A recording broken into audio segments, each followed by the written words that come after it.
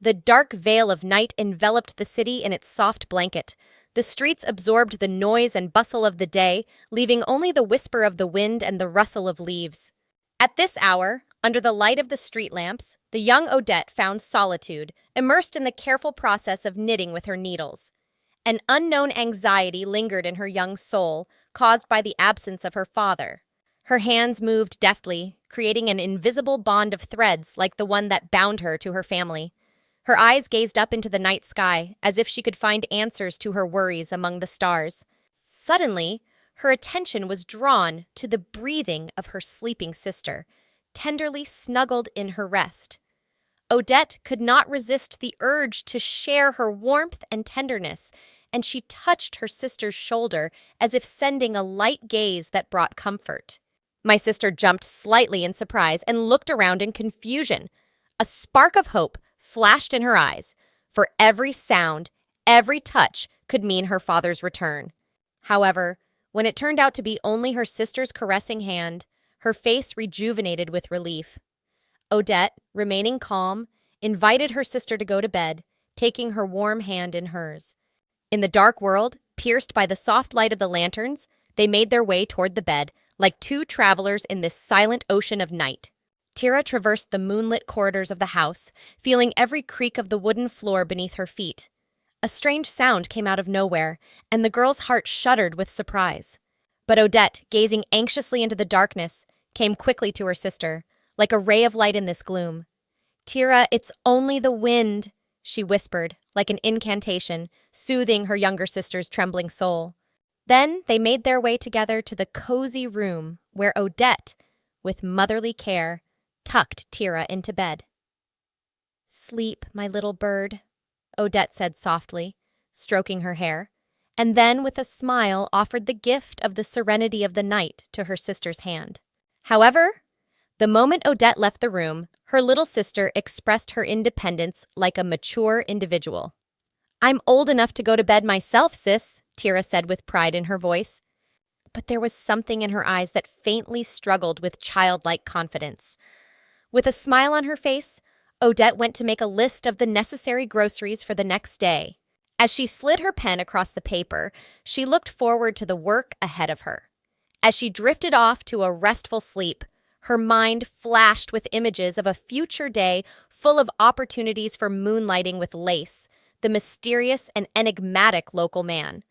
Odette's gaze wandered to old photographs where cheerful smiles adorned their existence in a beautiful home, where hot water flowed like a caressing touch, filling every moment with warmth. But her father's unexpected financial difficulties had turned their lives upside down, forcing them out of their familiar and cozy nest. Now, under a sky of stars, Odette reflected on the fact that until last year, their life had been different, full of comfort and carefree. In their new humble home, the sound of the wind was a symphony of sorts, a reminder of the change in status. Looking up, Odette thought about the magic in the howling whisper of the wind, a magic she had only begun to appreciate after Tira was frightened by his howls. Family hardship had left its mark on their daily lives. However, thanks to an allowance from the imperial family, they escaped the harsh hardships, for otherwise the wind would have been their only ally on the streets of the cold metropolis. Such changes made Odette think about what it is that brings meaning and joy to her life, that even in the sound of the wind one can find some comforting melody. Odette's family's past was fascinating and exciting, full of secrets and mysteries. Odette's mother, in truth, held a special place in people's hearts. Helena, the first and favorite daughter of the country's past emperor, was a beautiful princess adored by the people. Her fate was destined for a great future, for she was engaged to the crown prince of Ruvita. 3 months remained until the wedding, and all the people were eagerly awaiting the great event. However, fate prepared something unexpected.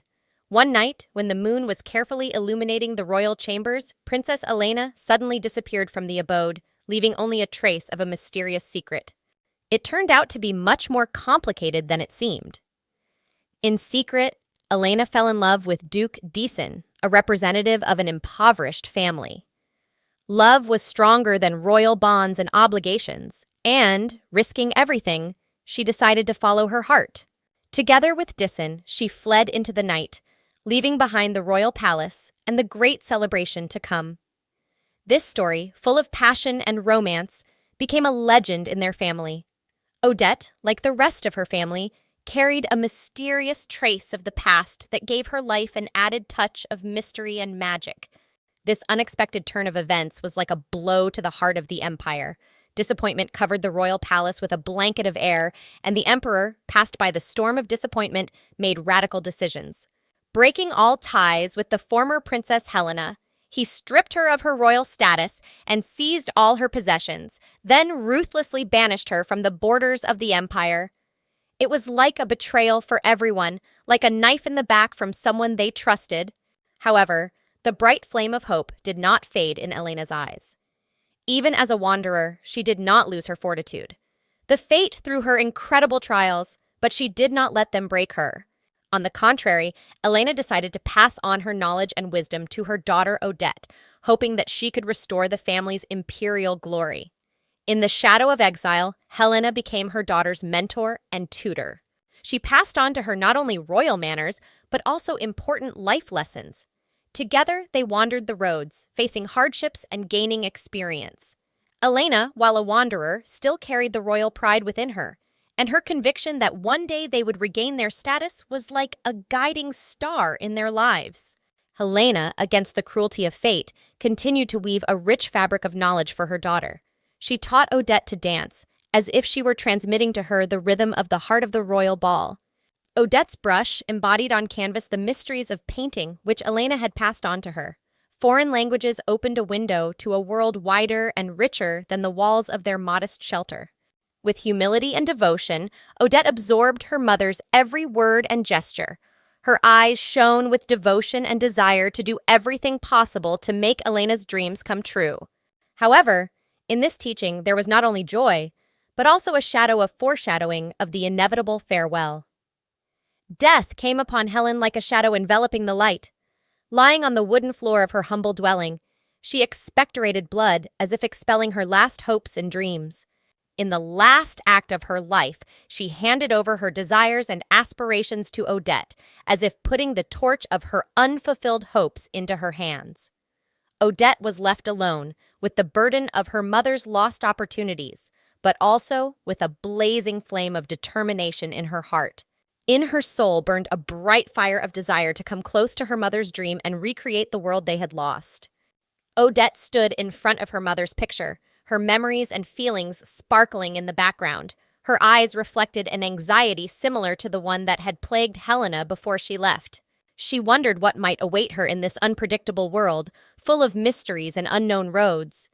But she was sure that only her mother's fate awaited her. But suddenly there was a knock at the door, shattering her meditation. Odette opened the front door and met the gaze of a strange man. The man, confident in his choice, asked if he had come to the right person. Odette listened to his explanation with trepidation in her heart. The man told her that Odette's father was in serious trouble at the gambling house, forcing him to ask for help. Now, at that moment, her father's fate hung in the balance, and the man asked her to follow him. Odette, mixed feelings of excitement and disappointment, froze silently in shock. However, anger and determination boiled inside her. Knowing her father's difficulties, she still could not hide her resentment. Her gaze struggled to break, but, keeping her composure, she decided to enter the house, stating that she still had to pack. At that moment, her heart struggled with a storm of feelings, and Odette realized that there were inevitable decisions ahead of her and encounters with the dark secrets of the past. The man standing in front of Odette hesitated, realizing that perhaps such situations were already part of the routine for the girl. He felt sorry that her life was crumbling like a house of cards because of her father's wickedness. Odette's fate seemed to be playing its sinister game with her mercilessly. As she dressed, Odette was chained to thoughts of her mother. Her mother's words, filled with wisdom and love, echoed in her ears. "Don't lose your dignity under any circumstances." Those words were like a beacon of light in the dark ocean of her worries. To many, they would have been just empty phrases, but not to Odette. These words were the last precious legacy left to her by her mother before her passing. So, In clothes worn with a sense of fortitude and pride, Odette took her own dignity with her. In her eyes flickered the light of determination not to succumb to the cruel blows of fate. With this light, she stepped out into the dark evening, where she would face unknown challenges, but where every step was filled with inner strength and faith in herself. In a luxurious gambling house like a crown of secular grandeur, where clouds of tobacco smoke stretched and the diamond lights of the gambling tables flickered, something amazing was happening. Duke Deason stood in front of the croupier with a pleading look in his eyes, begging him not to take his daughter away. The Duke of Deason stood before the croupier with pleading eyes, begging him not to take his daughter. But it seemed that the cold world of the casino did not tolerate weaklings. The croupier, whose face was hidden behind professional impenetrability, answered the Duke with words like an icy windstorm. "Deason, you bet your daughter yourself, and now it's too late to change anything. The rules of the game here are ruthless, and they don't exclude even those with special status in aristocratic circles." At this moment, a red-haired fellow standing in the crowd attracted his attention, and he addressed a critical question to the victor. "Bastian," he asked, "what is to be expected from a lady who is considered the emperor's niece?" These words escaped his lips like the melody of a taut string, waiting for Bastian's response. Bastian, a young man with refined features and a cold gaze, was not euphoric about the rumors circulating in this gambling paradise. He met his companion's question without enthusiasm, for trust in rumors was foreign to him. Doubt and skepticism flickered in Bastian's eyes. Bastian's red-haired friend, noticing the uncertainty in his companion's eyes, expressed his own position, as if he were agreeing with Bastian's silence. The red-haired man stated that he did not believe the rumors himself, as they could be deceptive. Bastian, gripped by disappointment, is immersed in reflection on the naivety of his friends, who immerse themselves in exciting games, not realizing how far the jokes can go in this cold, ruthless world of gambling. Suddenly, like a shadow, the figure of a man suddenly appeared in the gambling house. His words pierced the air like music in the silence. "Brought your daughter, Duke?" This unexpected visit caused excitement among the visitors to the establishment, including Bastian, whose eyes had been watching what was happening. Odette, majestic and exquisitely dressed, entered the room, eliciting gasps and sighs with her brilliance. As she passed her own father, she showed incredible indifference, as if she did not notice his presence. All attention focused on her graceful figure and luxurious clothes. But the real surprise came when she approached the croupier, as if she were an expert in her business, and ordered him to inquire about her father's debt. Everyone in the room, including Bastian himself, froze in a daze, unable to understand how such a young lady could behave so confidently and wholeheartedly, breaking established routines and expectations. The crowd received her appearance with silent looks of bewilderment. It was unusual to see the Duke's daughter in such a confident and daring guise, and everyone present could not conceal their amazement. Suddenly, like a shadowy surprise, one of Bastian's friends intervened in the tense atmosphere by stating that Odette's invitation to the gambling house had nothing to do with paying off a debt. This unexpected information raised excitement in the hall, and everyone's eyes were fixed on the ducal daughter. Odette, maintaining her majestic balance, argued that in that case she had nothing to do here, and she was going to take her father home. However, her attempt was suddenly interrupted by the same mysterious guy, who insistently stated that she still had to go back after returning with her father. Why? Because the Duke, in his willful strategy, had put Odette on the line in the game, and now he said she belonged to Bastian, whose gaze remained cool and indifferent to all that was happening. The crowd held its breath, sensing the incredible tension in the air. Bastian, gazing into Odette's face, wistfully realized that his fate had mingled with the art of gambling, and he was now the possessor of this enigmatic personality in whom unexplored secrets and dark promises were awakening. Odette, seized by a wave of embarrassment and indignation, exploded with rage, screaming at her father like a thunderclap cracking the firmament. "How dare you, father?" she shrieked, her voice piercing the air, expressing mixed feelings of anger and resentment. "You hit rock bottom by apologizing to me on your knees. You didn't know? You didn't see it coming. All you had to do was win, and now I've become a stake in your game. The Duke, thrashing about in a whirlwind of his own excuses, stood before his daughter as if she were a traitor to her own kind.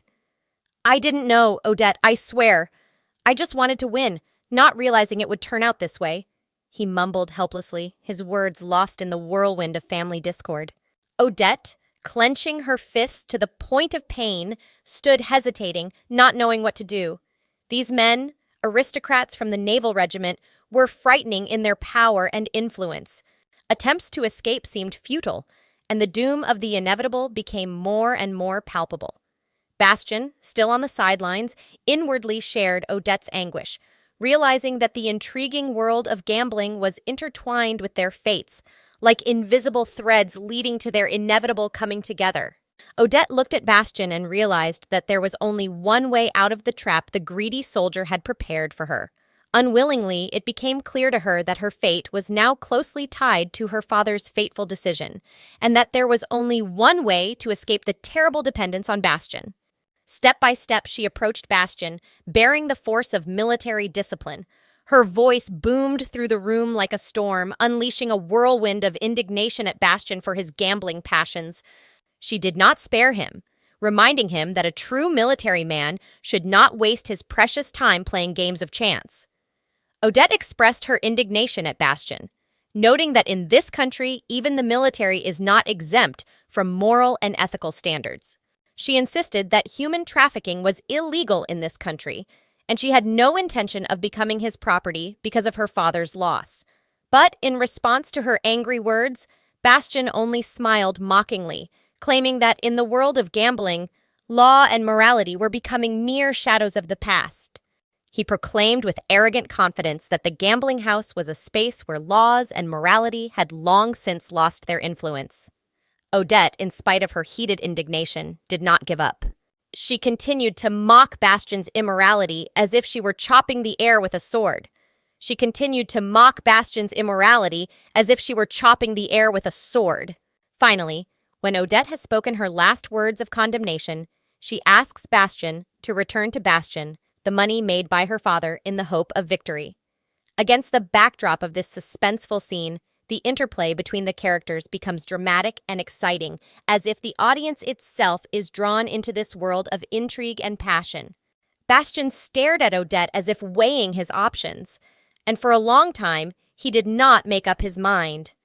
And then, when the tension became almost unbearable, a confident smile blossomed over his lips, like a sign of victory in his own game. With haughty readiness, he declined her offer, leaving Odette in a state of complete daze. It was an answer she had not expected, and his rejection sounded like an unexpected turn in their fate. Bastian, as if savoring every moment of the intrigue, moved closer to her, his footsteps sounding like a thunderclap. His eyes read excitement as if he were getting even more involved in this game, testing the limits of what was permissible. With each approaching step, Odette felt the invisible threads of fate pulling her toward this mysterious military man. Bastian came so close that their breathing became audible to each other. As if emphasizing his victory, he declared that Odette was now his to win. It was a move that stirred up the atmosphere, as if magnetically drawing the audience into the whirlwind of passion and intrigue of this unusual confrontation. Bastian, who had won this pointed game, glanced questioningly at Odette, demanding that she remove her veil. To him, neither the gold nor Odette's identity mattered. But he was interested in something more mysterious, the girl's face hidden under a mysterious veil. He didn't even offer her a refund, for his goal was something much more intriguing. Bastian, not wanting to be at a loss, claimed that all he needed was one look at Odette's face, and they would be even. Standing against each other like two heroes ready to solve each other on the level of glances, they hesitated in tense anticipation. Odette, facing a difficult choice, for her decision could affect her future. Bastian's friends, in excitement, shouted that they needed something more exciting than just a face. They cheered their comrade on, demanding variety in this gameplay. Bastian, realizing that he had to satisfy not only himself but also his friends, faced pressure from both sides. Odette's father, with an already anxious expression on his face, begged his daughter to agree to Bastian's demands so that they could leave the ominous establishment in peace. But Odette, standing in the center of this chess game, still hesitated. She decided to ask Bastian if he could keep his word and not pursue her after this difficult decision. Bastian, being a man of his word, confirmed the honesty of his promises despite the surroundings being in the heart of the gambling house. His confidence in his honesty was so unquestionable that even in this ominous institution, there were words that could be taken as the letter of the law. With some delay, Odette, as if hesitating before an important decision, resolutely took up her veil. With her words tinged with a note of menace, she reminded Bastian that any breach of promise would have unpleasant consequences. She was prepared to do anything to defend her honor and freedom. Finally, the veil rose up like a curtain revealing a mysterious act. Odette astonished everyone with her dazzling beauty. Her face was like a work of art, framed by a dark veil of passion. No one present could remain indifferent to her appearance, not even Bastian, who, being a veteran of his own kind, was deeply impressed by the magic radiating from this mysterious woman. It seemed to Bastian as if the magic of the moment had become real, as if he himself were inside some exciting novel. The wandering duke spoke of his daughter with such passion that his words sounded like a lyrical symphony, filling the air with meaning and mystery. He seems to have transported Bastian to a world of mysterious beauty that one can only dream of. When Odette, the daughter of a vagabond duke, finally dares to take off her veil, the world around him changes. Like a magic trick, the atmosphere of the gambling house was transformed, as if something magnificent was waiting behind the veil. Odette, in her beauty, became an irresistible focal point, and Bastian could not believe his eyes. After a while, Odette was already at home, surrounded by her loved ones. Her father, the duke, was in a peaceful sleep, unaware of the change of events. Odette looked around with tenderness and sadness in her eyes, realizing the price to pay for beauty and attraction. Her sister Tira, observing all this, decided to approach her with a question. "Should we close the door?" Tira asked, as if she already knew the answer. Odette, full of incomprehension, asked why. Tira, staring off into the distance, replied that she suddenly didn't care about her father. Tira's gaze turned cold when she mentioned that she couldn't forgive him for her father's accidental loss of Odette's father at cards in front of an aristocrat. Her voice was a mixture of pain and indifference, and Tira's words were a weighty chord in this symphony of retelling. She told me that she had endured many hardships, but her father's betrayal was a stone she could not forgive. Tira, full of indignation, accused her father of simply ignoring what was happening as if nothing had happened. Her words sounded like a reproach to a man who seemed to have lost touch with reality, forgetting his duties as a father and a duke. Odette, sitting next to her, listened to her sister's anger, a certain sadness on her face, as if she were reliving the events of the previous night over and over again. Her eyes flickered with an indefinable longing as she recalled the moment when Bastian, having beaten her father in a game of chance, had decided to let her go. It was clear to her that her freedom was only made possible by Bastian's honest word and his unpredictable actions. Tira, tired of fruitless reproaches, suggested that her sister ask the emperor for help before their father made a new storm of scandals. After all, Odette was the niece of the emperor himself. Before Tira could unfold her plan, however, Odette suddenly jumped up, her expression wary. "This is a bad idea," Odette stated firmly, shaking her head. Her decision was so decisive that Tira's words seemed like a shadow of doubt in front of her. Odette knew that if the emperor found out about their father's transgressions, it could result in the family's benefits being revoked, and then they would have to face homelessness. That moment was the cornerstone of their family history, and Odette decided not to play with fire, leaving the secrets of the past where they were. Tira, realizing her mistake, turned to Odette with a deep sigh, apologizing for her incorrect suggestion of addressing the imperial family. Her voice sounded soft and sincere, filled with pity for her sister, whose fate was complicated and unpredictable. Odette only smiled sadly, letting Tira's forgiveness go to the wind. There was something wistfully sad in her eyes as she looked at her sister, as if realizing that they were destined to struggle through the hardships alone. There was some invisible bond that united them at this difficult moment. And suddenly, like an inner impulse, Odette hugged Thera, as if trying to convey through this gesture all her gratitude and love. Odette realized that, despite the hardships, her sister was always there for her, and that was the most precious thing in their lives. There was a quiet mood in the embrace, like music of sadness and solidarity, connecting the two souls in the fight against injustice.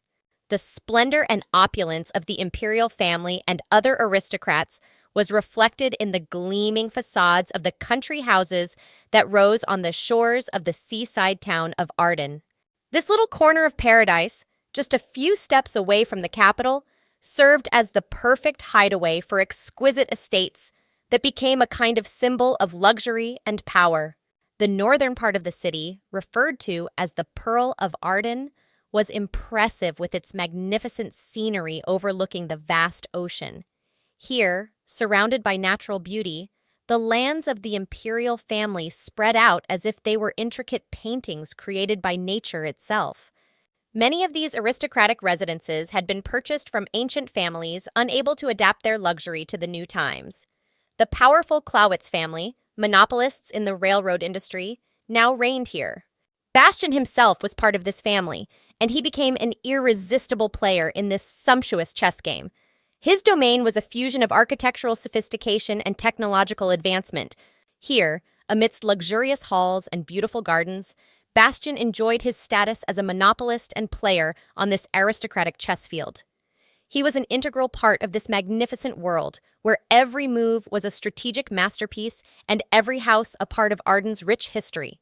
The dark evening shrouded the courtyard of the magnificent medieval castle like a blanket, and Bastian's aunt, Maria Cross, suddenly stepped out into the courtyard. Her eyes met the bright headlights of Bastian's old-fashioned car, and she raised her eyebrows as if puzzled. "Did you drive this iron yourself?" she asked, pointing to an ancient machine that, like any other in this world, resembled the first clunky models. Bastian nodded, not losing his confidence, and grinned in response to her question. Mary, wondering why he needed this strange iron, cautioned him, "Why don't you do something that would be to your father's liking?" There was concern for her nephew in her voice. However, Bastian, despite the questioning looks, only grinned as if satisfied with his decision. "Who knows?" he said, confident that his father, despite his strictness, would spare his son.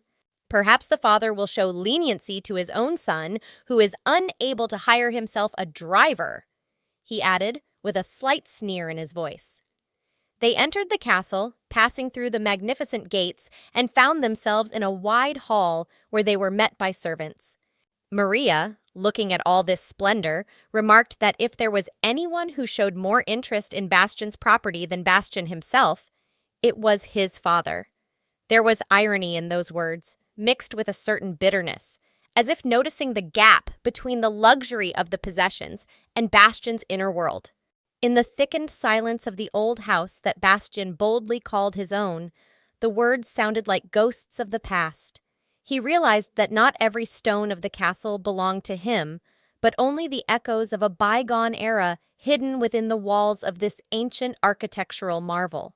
Even his bank account seemed but a pale shadow on the dark canvas of his legacy.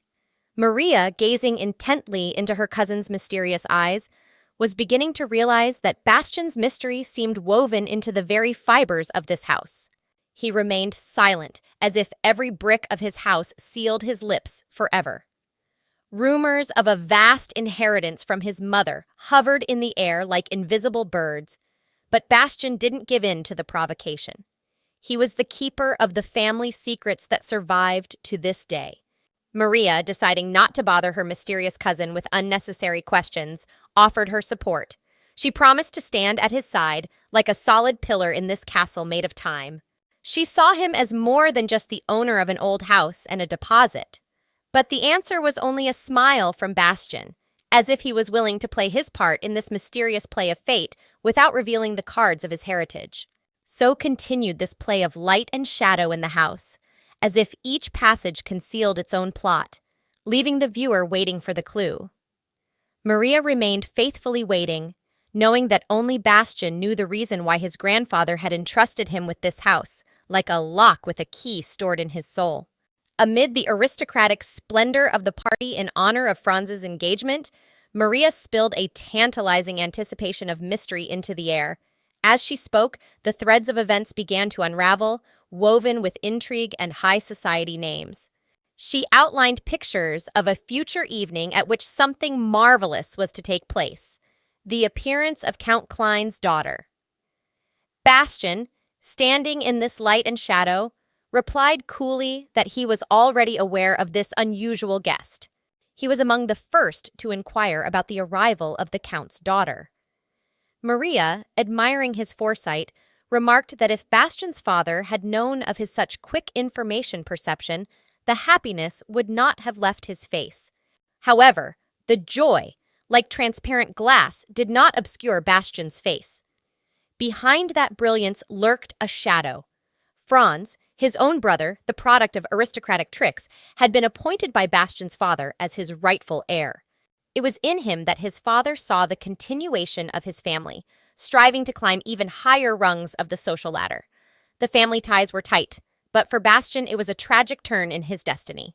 Maria, as a caring support, suggested that Bastian find someone who would make him happy. Her words filled the party with hope and expectation. And so, in response to this enticing call, Bastian, raising his bright smile, agreed to the idea. But in that smile, Maria sensed something untold, as if an unspoken secret shimmered in its jagged glow. Noticing the mystery in Bastian's smile, Maria shunned him from looking in Isabel's direction, like a cautionary wind of enticing change. Her warning sounded like an ominous whisper in the shadows of aristocratic society, reminding her that even rumors of the princess's crush would not mitigate the consequences if Bastian's gaze crossed her path. Bastian, immersed in memories of past years, recalled the period when his life was intertwined with the military school, and His Majesty visited the place, accompanied by his daughter. Memories of the way the too young Isabel had cast her glances at him were inwardly unpleasant to Bastian. Those memories wriggled around in his mind like snakes in the shadows, reminding him of uncomfortable moments he would rather forget. In response to Maria's words, Bastian hastened to assure her that he had no feelings for the girl. However, Maria, like a second in this game of palace intrigue, emphasized that the emperor's views were different. His Majesty still remembered his sister, who had lost everything by running off with a poor duke. The emperor did not want Isabel to become a second Helena, a victim of her own feelings and circumstances. At that moment, like a splash of water in time, Bastian suddenly recalled the words of the poor duke from the gambling house. He claimed that his daughter had imperial blood in her. However, Bastian, sensible and skeptical, decided that these were merely skillful con artists, creating fabulous stories in hopes of deceiving the gullible. He didn't want to give those words any weight, preferring his own truth, even if it was less exciting. In his world of palace intrigue and views from the past, Bastian chose not to get caught up in rumors and speculation, focusing on his own path and his own decisions. In the exquisite hall of the imperial palace, where every detail gave away the grandeur and power, the Empress, as a person who perfectly mastered the art of giving a festive mood, laid on the table luxurious photos of Bastian. She recalled with a mocking glance the days when her daughter would gaze in private at the image of a man who seemed to beckon her with his enigmatic gaze. Meanwhile, the emperor, in his undeniable wisdom, looked up from the documents spread out before him and spoke soothing words.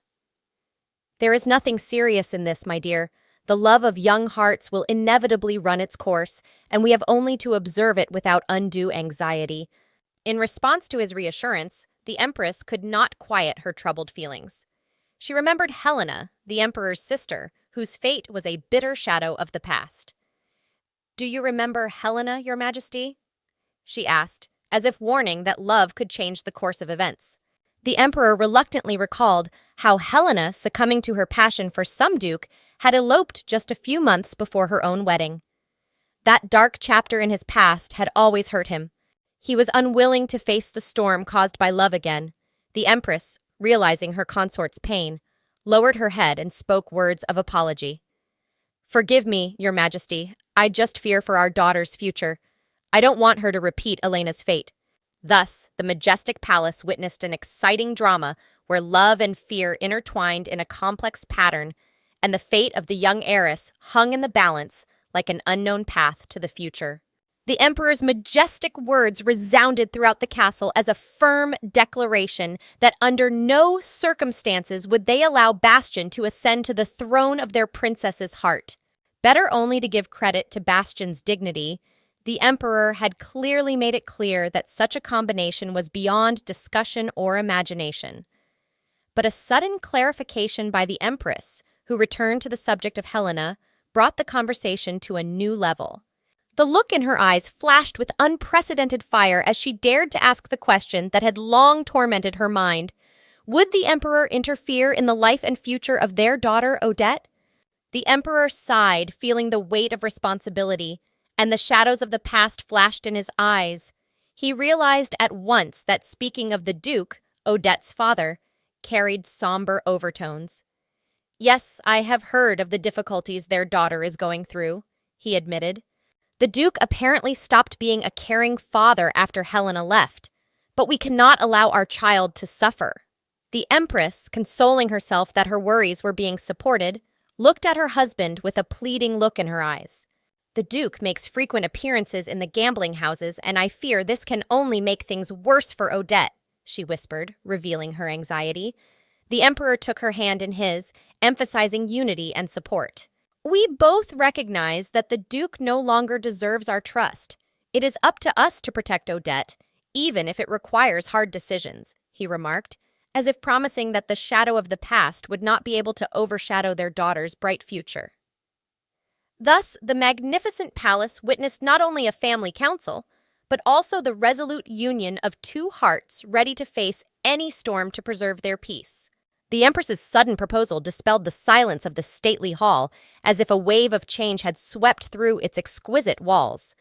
The Empress, like the architect of her niece's future happiness, suggested that Odette should find a worthy spouse and nominated Bastian as the most ideal candidate.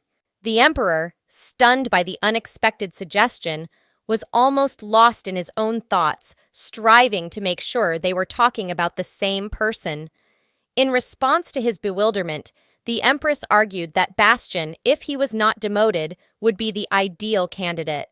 She emphasized that despite the possible demotion in status, Bastian was still one of the richest men in the empire. The Emperor, blinking his eyes incredulously, emphasized that it made no sense for Bastian to get involved with the daughter of the abdicated princess.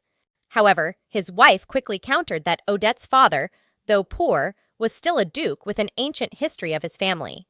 She added that Odette, despite her loss of princess status, remains a member of the imperial family. Thus, the magnificent palace became the scene of unexpected proposals and reflections on the future, where the secrets of the past were awakened to life in search of their happiness. The Empress, lofty and noble despite her power, wittily observed that in the complex world of palace intrigues and heartbreaks, her daughter, the beautiful Isabel, was in a conspicuous position. For, in love with the officer Bastian, her fate now depended on the fine threads of palace intrigue, where every decision of the emperor could turn her destiny in a new direction. The extraordinary empress, whose words carried weight throughout the kingdom, was convinced that her daughter would be able to make the right choice when Bastian, captivated by his feelings for Odette, was unavailable to Isabel.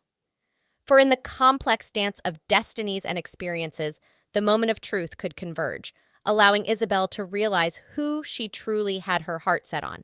Despite her mother's inner anxieties, the Empress noted that her husband, the great emperor, had the power to use a humble officer like Bastian like a puppet in the hands of a master. After all, in a world of palace conspiracies and family ties, even such an insignificant figurehead could be the key to unlocking secrets and protecting the family's well-being. The Empress's words filled the palace with a thrilling anticipation, as if a great event was imminent and every member of the royal family was in the midst of intertwining destinies and exciting decisions. In this sophisticated world where marriage has become a cunning enterprise, Bastian's father has successfully managed to play his card by receiving an inheritance from his son's mother. Seeing an opportunity to improve his social status, he married again, this time to a blonde aristocrat.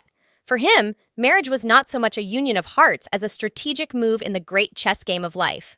Bastian's father, a man who did not miss a single opportunity for his own gain, quite cleverly used marriage to get closer to the top of society. Fate, however, did not bypass Bastian, giving him its lessons. His father's act of marrying for profit left a mark on the young man's soul.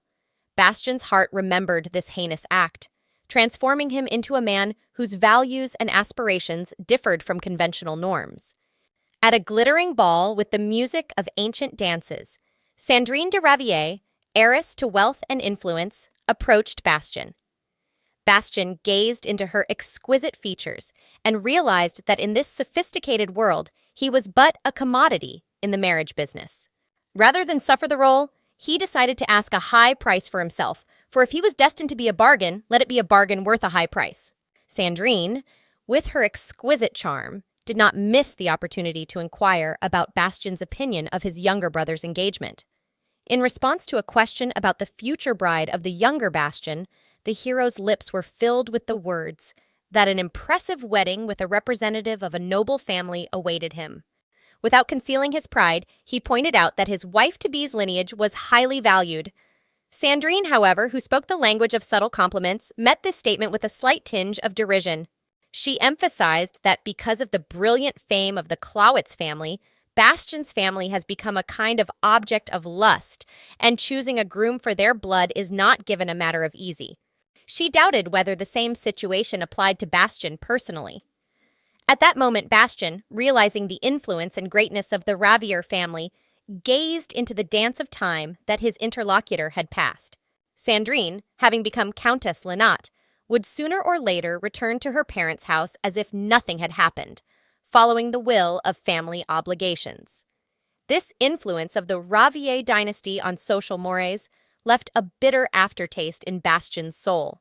At an unexpected moment, Sandrine, as if the embodiment of benevolence, declared her desire to raise the status of Bastian. The hero, recalling their confidential conversations, assured that he would do his best for Lady Sandrine's benefit. Leaning closer, however, he whispered that the words should be believed with caution, for the marriage market was subject to rapid change, and the Ravier family might not be as ideal a partner as they seemed.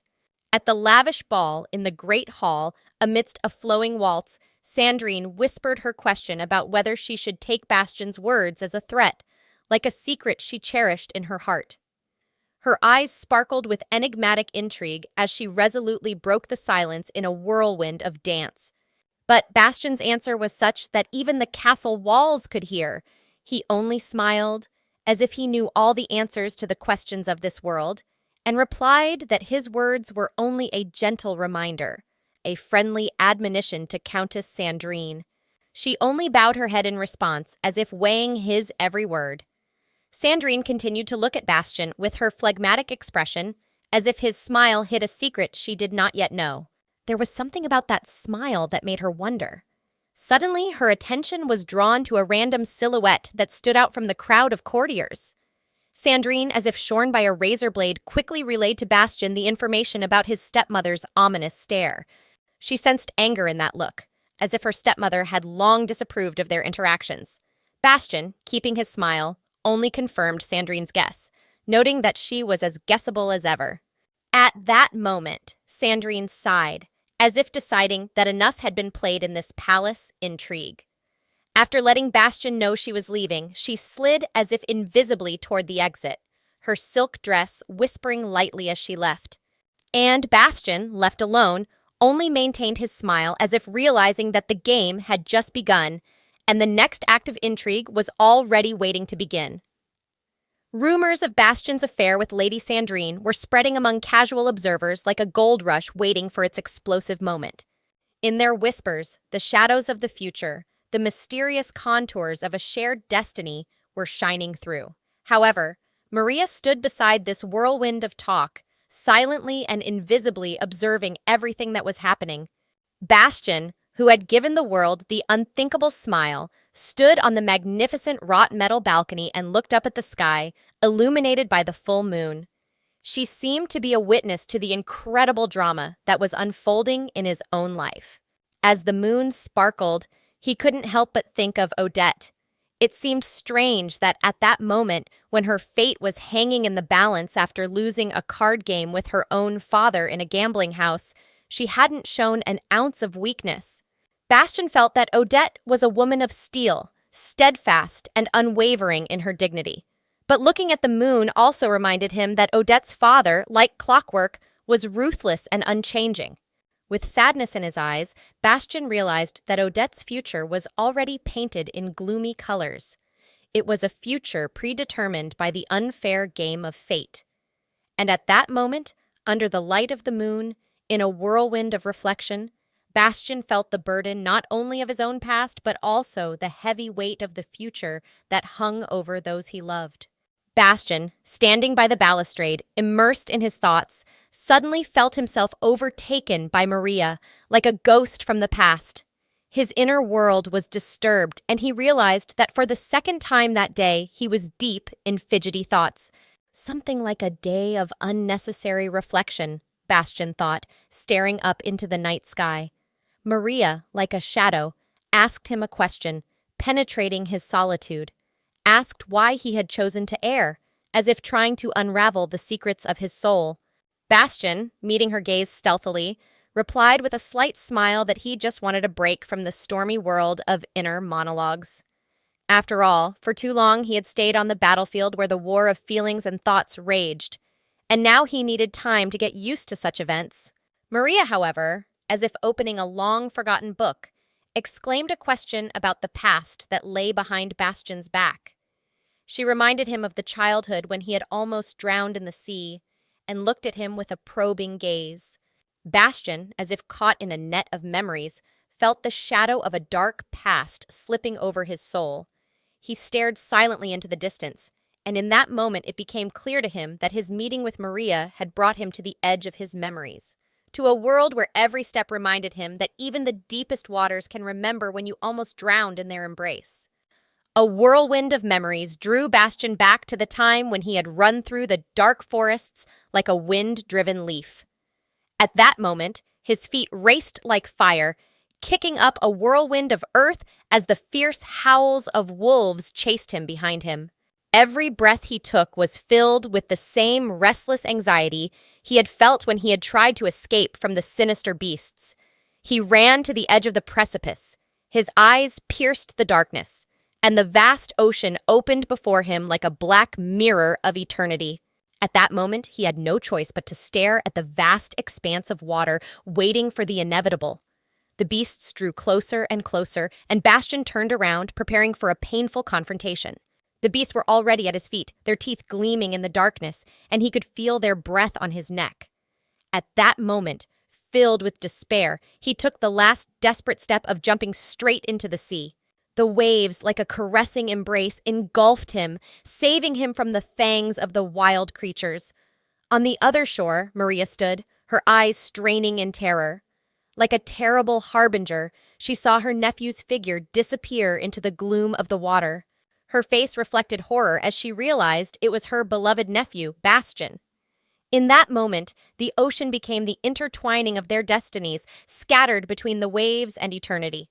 Sometime later, when Bastian had been rescued from the ominous creeping of the wolves, Maria found no place for herself and decided to express her indignation to her teacher. She couldn't wait to talk about how he, being so preoccupied with his own thoughts, had let Bastian get into this situation in the woods where he was being chased by wolves. The teacher, trying to justify himself, began to explain that the horse they were driving had suddenly bolted and he had been unable to hold it, whereupon it had fled with Bastian. He, in turn, made attempts to find him. But Maria, without letting him finish, insisted that it was the teacher's duty to check the safety of the place where the lesson was being held beforehand and to avoid dangers such as the proximity of wild animals.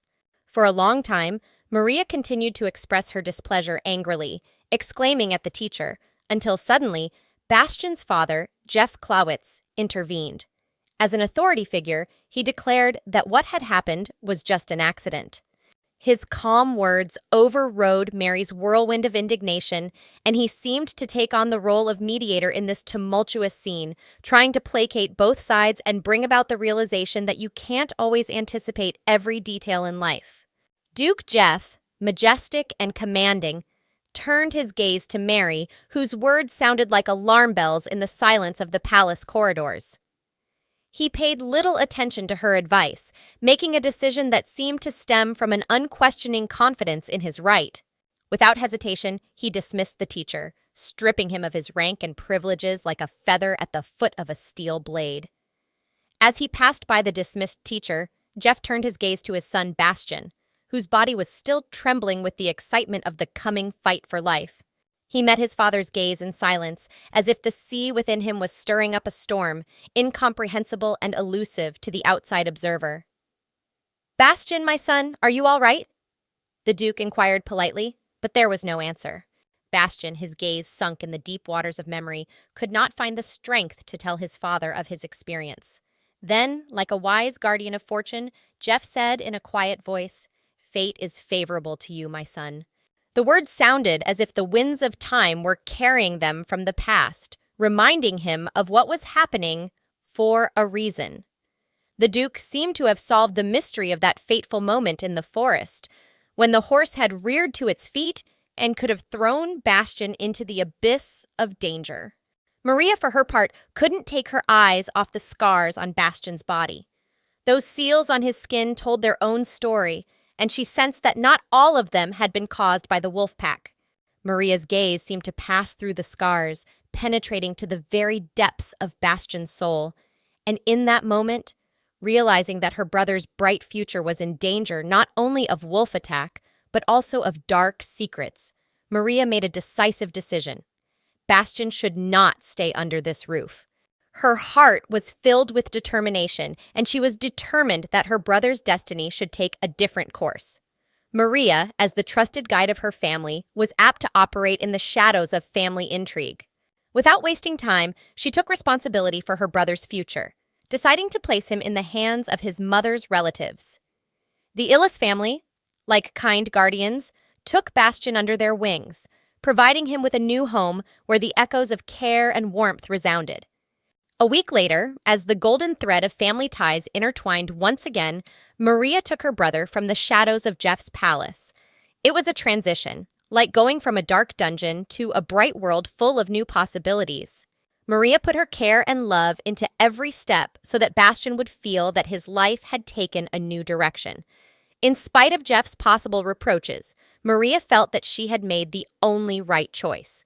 Even if the Duke himself was anxious to get Bastian out of sight, Maria harbored no regrets. It was important to her that her brother find his happiness and not know the shadow of revenge. And despite the menacing shadows looming over the family past, Maria did not waver. She knew that there were new notes in Bastian's destiny, and that revenge could only be taken when there was a life worth protecting. Taking on the role of a guide to a bright future for Bastian, Maria filled her heart with confidence in the rightness of her decision. Maria was watching the intrigue around her brother like a shadow, and her gaze stopped on Sandrine. Doubts flickered in her eyes like clouds in the middle of a clear sky dome. Sandrine, a woman with obvious leadership qualities, stood in the way of Bastian's goals. Maria realized that Sandrine's choice for Bastian would be a blow to Jeff's pride, like an arrow hitting the heart of an enemy. Maria, however, was an intelligent strategist. She realized that the Ravier family was the key to Bastian's successful future. But at the same time, she did not believe that Bastian should limit himself to only one option. The light of diverse possibilities twinkled in her eyes like stars in the vast night sky. "Bastian, my brother, I have noticed that you are leaning toward Sandrine. She has what it takes to accomplish your goals, and certainly her selection would be a notable step forward. But remember that there are many possible paths in life. Don't close yourself off to one door when there are whole halls open before you." Maria's words sounded like a clue in an impenetrable game. Bastian, grateful for his sister's care and attention, replied, "Thank you, Maria, for your support and wise words. I will remember them. May my choice be meaningful and free, like the wind that carries me forward. And in that moment, Bastian felt that not only doors were open before him, but horizons full of possibilities. That morning, Odette received an unexpected guest, Count Trieu's wife. Suddenly and haughtily, she burst into the room, believing her words to be an expression of truth on behalf of high society. Without hiding her disdain, she claimed that Odette's mother was similar to the girl's worthless father. Count Trieu's wife breathed a sigh of relief when she saw that Helena, Odette's mother, had been able to raise her daughter at least partially as a real lady. All this time, Count Trieu's wife never stopped emphasizing her superiority in the social hierarchy. She was obviously glad that Duke Dyson was absent, and she did not have to face him. Odette, for her part, did not conceal her indifference to her father and expressed the opinion that he would probably return late, as usual. And then, like a flurry of surprise, the Count's wife brought new information into the conversation. Her question about Duke Dyson's whereabouts was a kind of trap. Odette, still in complete shock at the unexpected appearance of her guest, replied that she did not know where her father had gone, but that he would probably return later. The rumor of the impending presentation of the imperial family to Odette's future fiancé stunned Odette like a thunderclap. She even jumped up from her chair, feeling the ground go out from under her feet. After all, she did not have the luxury of interacting with the imperial family, nor was she even aware of any of their decisions. This unexpectedness made her heart race, and she had to make an effort to keep her composure in this moment of uncertainty. The woman, not shying away from roundabouts and preambles, presented at the very beginning of the conversation the main news. His Majesty was going to marry Odette, and it would be not just a wedding, but a whole royal union. And then, like lightning in a clear sky, Odette was struck. Finding herself in her niece's position, she learned that Bastian Clawitz had been chosen as her husband. This unexpected news broke Odette's heart, and like a whirlwind, she tried to realize the meaning of what was happening. Bastian Clawitz was a name that annoyed and confused her. The question of why the emperor had chosen him for her betrothed remained an unsolved mystery. Odette could not understand the logic behind the decision. She even looked up, meeting the gaze of Count Trieu's wife, hoping to find the answers she needed in her eyes. The woman, being some sort of mediator in this royal bond, explained the reason for this strange choice. Isabel, the crown princess, was in love with Bastian. This feeling so deeply penetrated her heart that the emperor decided that Bastian was the only worthy groom for his daughter. Thus, by offering Odette's hand in marriage to Bastian, the emperor solved two problems in one fell swoop. He arranged his daughter's personal happiness and elevated his niece's position by making her the emperor's bride. It was a diplomatic move of sorts, which, according to the wife of Count Trieu, was to fill a hole in the royal palace. Odette, with a sense of bitterness and certainty, declared that the emperor was probably trying to take advantage of her for his own selfish purposes. The woman, for her part, was pleasantly surprised to see Odette turn out to be not only a beautiful, but also a bright young lady. Perhaps that is the spark that makes her stand out in society. The woman explained that if Odette agreed to marry Bastian, Isabel would probably look for happiness in another union. After all the nobles are well aware that Bastian harbors no feelings for the crown princess, and this fate of Odette may become more than just an empty formality. The woman probably felt that Odette needed some comfort in this moment of difficult decisions. She turned to the wealth and virtues of the Clawitz family. Without a title, they could boast wealth, having started their journey in business management. Today, they have become billionaires and are nicknamed the Railroad Kings of the Empire. Such wealth and influence certainly make the Clawitz family a worthy lot, and Odette, even without a title, can feel blessed with good fortune. In the generation of the Clawitzes, whose root was not buried in noble ancestors, a sparkling diamond stood out, the present head of the family. He, having contracted a second marriage to a famous lady of the upper circle, had instantly soared to the heights of aristocracy. His hands wove threads of respect and privilege, and his every appearance caused whispers in social circles. The exception was Bastian, the product of a first marriage, whose lineage remained an uninhabited ship in a sea of noble bloodlines. Not a single relative of Bastian's held a noble title, though rumors swirled that his mother's family lay in bottomless treasures that contributed to the accumulation of wealth. Thus, Bastian found himself a feather in the royal letter, the only member of the family whose roots stretched from a simple past. But fate, once in his hands, decided to make its moves. And in this picturesque game of aristocracy, Bastian was the unexpected move that mixed the cards of nobility. A woman, reflecting on Bastian's mysterious history, decided to intervene in Odette's fate. She was not familiar with the young officer's past, and yet she claimed that Bastian was the ideal candidate for Odette's fiancé. Despite being disinherited due to disagreements with his father, Bastian maintained his status as a naval officer, a celebrated hero of the empire, dreaming that perhaps one day he would rise to the rank of admiral. However, Odette was faced with an unexpected obstacle: her father. His lowly position and unpopularity made Bastian an undesirable groom for his daughter. Odette, despite her independence, decided to act. She asked the woman sitting in the corner of the council chamber to convey her answer to the emperor. The woman, embodying the fearlessness and strictness of the imperial decree, denied Odette's wish, insisting that it was not a mere request, but the dictates of the supreme ruler. She shouted that the princess's opinion did not matter in this matter. However, a fire of resistance flared up in Odette's soul. She refused to obey the absurd instructions, especially since her father was not destined to be ruler. The scene was gathering momentum when Odette, fervently defending her steadfastness, realized that she was confronted not only with the whims of the emperor, but also with the shadow of her parents' grave sins. Now she will have to pay for them, despite her innocence. Odette sat there, soaked in bitterness, realizing that it would be impossible to slip away from the elaborate wedding plans. Her inner world was full of doubt and anxiety, as if clouds were gathering over her fate. At this difficult time, the woman who knew the secrets of the imperial court sighed and rose from her chair. She approached Odette and put a gentle hand on her shoulder as if she wished to lighten her burden. She noted with sadness in her voice that Bastian offered her a unique chance for a happy future. In her situation, a husband was necessary, and it was hard to doubt the choice of a better candidate than Bastian. The woman argued passionately that he was the one who could provide Odette with the stability and protection to which she was fully entitled.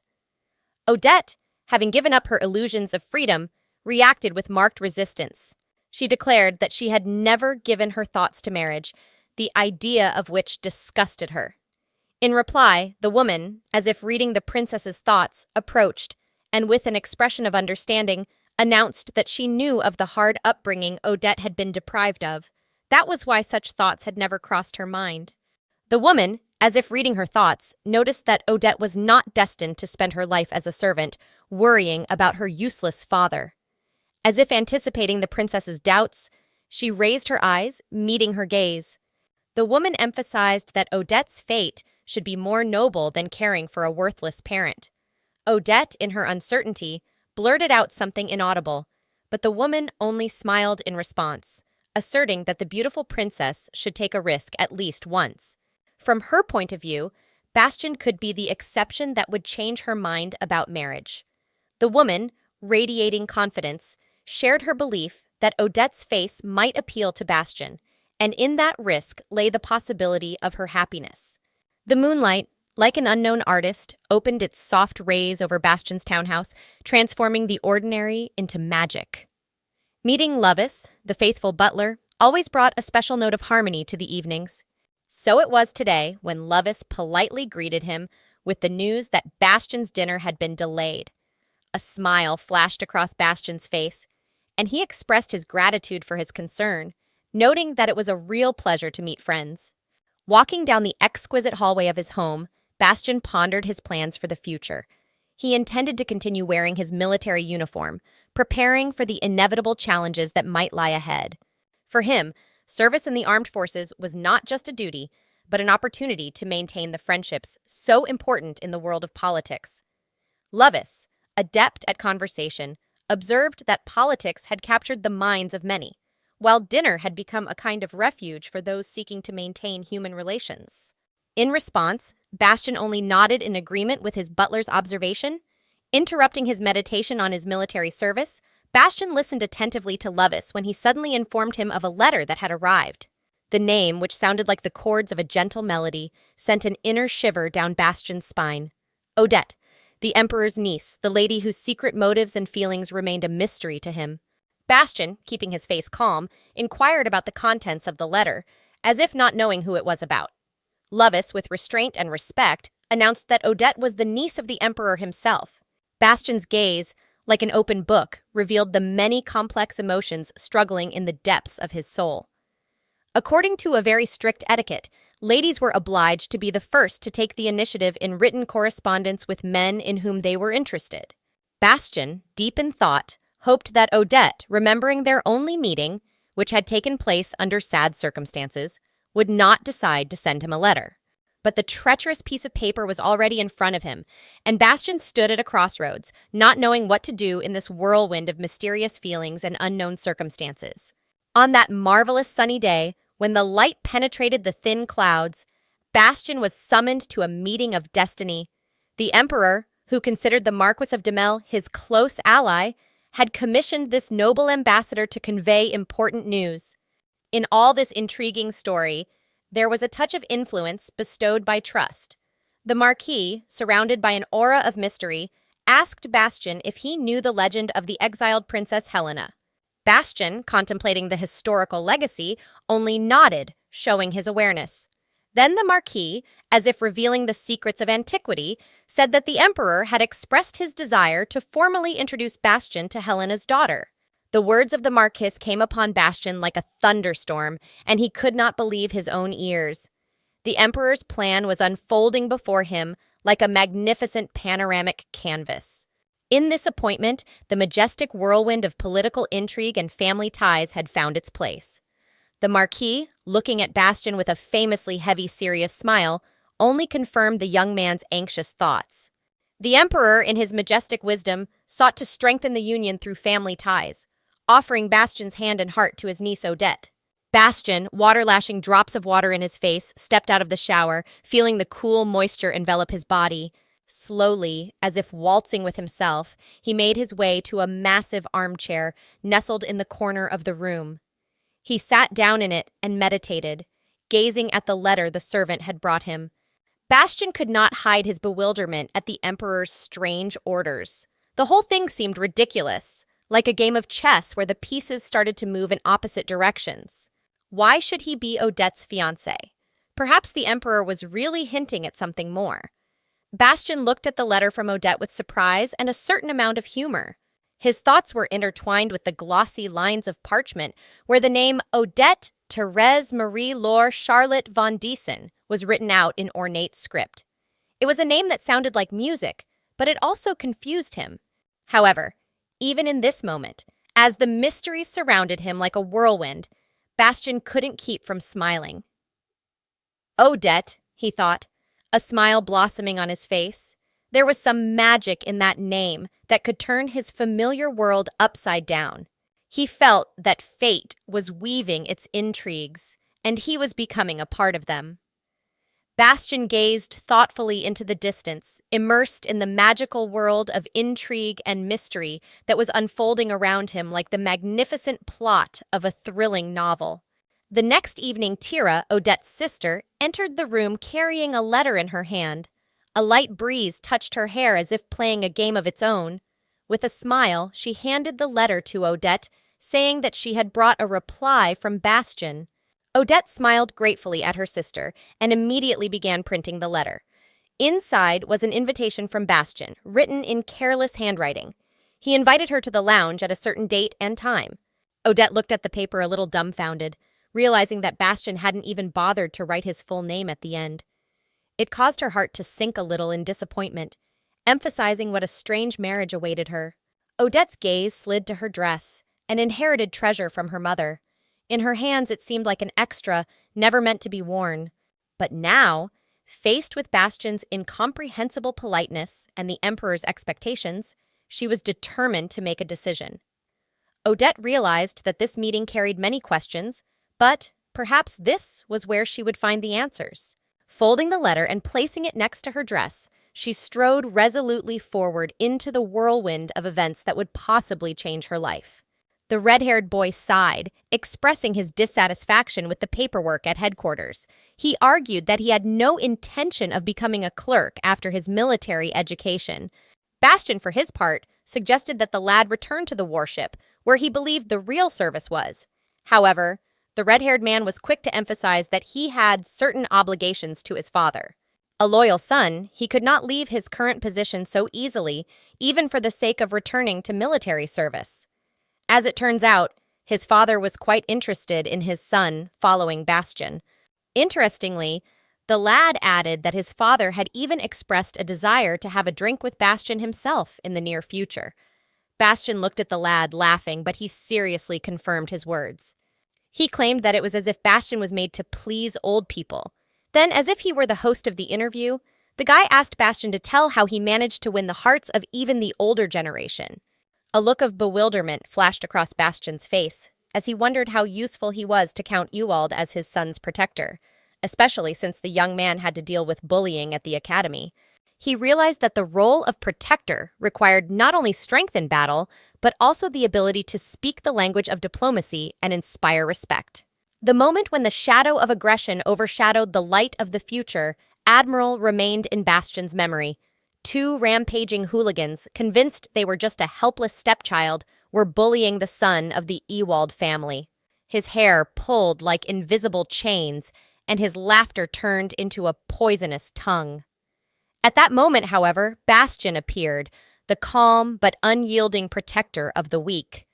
A hand came down on the bully's shoulder as a symbol of safety. The steadiness and confidence in Bastian's eyes mingled with a fearlessness that sent shivers down the naughty intruder's spine. The bullies, taunting and calling the Admiral's son a receiver, had not expected that the quiet hero could break their game so easily. One of the hooligans, not believing his eyes, tried to turn around. But at the same moment, he was pushed away with such force that he lost his footing. Sitting on the ground behind Bastian, the red-haired boy, witnessing this epic moment, realized that before him stood not only an officer, but a true hero, protecting those who could not stand up to violence on their own. Bastian became their support and a symbol of justice, reviving hope for protection in someone who seemed defenseless. When the last echoes of the fight subsided, the red-haired boy, freed from the threat, couldn't help but walk over and express his gratitude to Bastian. Lucas, who was the guy's name, was already familiar with Bastian's name, and there was a flicker of appreciation in his eyes. Bastian, savoring the moment, smiled wryly. He saw Lucas not just as a grateful boy, but as a blessing granted to him by fate. The friendship with the Ewald family was not only a source of support for Bastian, but also an important start to creating the necessary connections within the Navy. Lucas, like a weak link that happened to be at the right moment in the chain of events, gave Bastian not only friendship, but also additional authority. Through this friendship, Bastian's position in the Navy was strengthened, and his influence became even more prominent. It was as if Bastian, through force and alliances, was behaving like a true naval leader, gaining the respect and attention of the military community. Bastian carefully put on his formal attire, as if every element of his uniform had been exquisitely forged by the hands of the kingdom's finest tailors. At this important moment, his image carried more than just clothes, it was the embodiment of his status and responsibility. Lucas, who noticed his change of attire, couldn't help but wonder, was this the time to meet the mysterious lady? Lucas looked at Bastian with a look of curiosity that seemed to be disguised in his question. He asked decisively if Bastian really believed that anyone could believe in this unexpected vow, given that Bastian himself intended to marry the enchanting Sandrine next year. Lucas did not hide his surprise, pressing in on him like a secret excitement. Bastian, maintaining a composed look, answered Lucas's question with confidence, as if he were a king resolving the complex intrigues of his kingdom. He emphasized that all complications and uncertainties would be resolved as they came. Neither could he ignore the emperor's order instructing him to marry Odette. There was confidence and determination in his words, as if he had been hardened by the experience of many royal vicissitudes. Everything around them reflected the atmosphere of the important moment, the grandeur of the palace halls, the glint of the crown on Bastian's head, even the glances of the servants rushing through the corridors were imbued with an undercurrent of curiosity. And despite the unclear prospects and intricate intrigues, Lucas and Bastian were embarking on a journey full of mystery and decisive steps.